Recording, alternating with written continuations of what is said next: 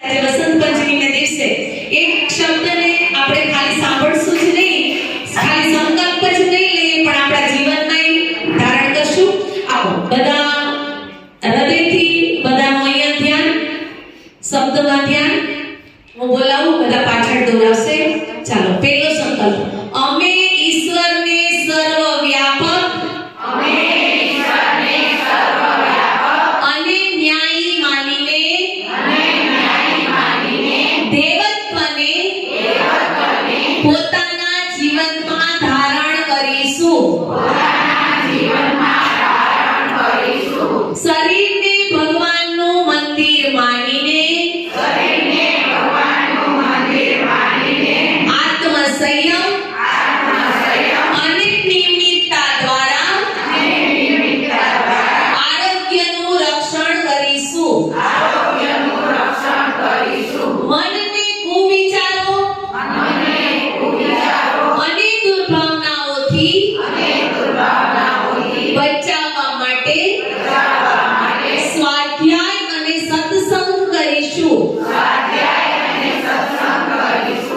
દૈનિક જીવનમાં ઇન્દ્રિય સંયમ, અર્થ સંયમ, સમય અને વિચાર સંયમ કેળવવા સતત પ્રયાસ કરીશું. પોતાને સમાજનું એક મહત્વનું એકમ માનીશું અને સૌના હિતમાં પોતાનું હિત જોઈશું. મર્યાદાઓ પાડીશું. ખરાબ ટેવોથી દૂર રહીશું. નાગરિક કર્તવ્યોનું પાલન કરીશું અને સમાજનિષ્ઠ બની રહીશું. સમજદારી, ઈમાનદારી, જવાબદારી અને બહાદુરીને જીવનનું એક અવિભાજ્ય અંગ માનીશું. ચારે તરફ મધુરતા, સ્વચ્છતા, સાદાઈ અને સજ્જનતાનું વાતાવરણ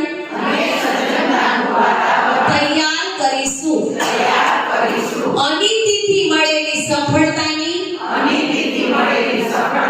અપેક્ષા નીતિ પર ચાલતા મળેલી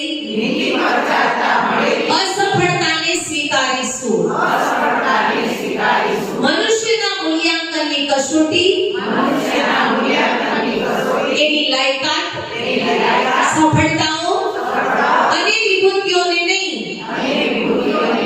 પણ એના સદવિચારો અને સત્કાર્યને માનીશું. પોતાના માટે પસંદ ન હોય એવો વ્યવહાર બીજા સાથે નહીં કરીએ. નર નારીમાં પરસ્પર પવિત્ર દ્રષ્ટિ રાખીશું. સંસારમાં સારી પ્રવૃત્તિઓ ચલાવવા માટે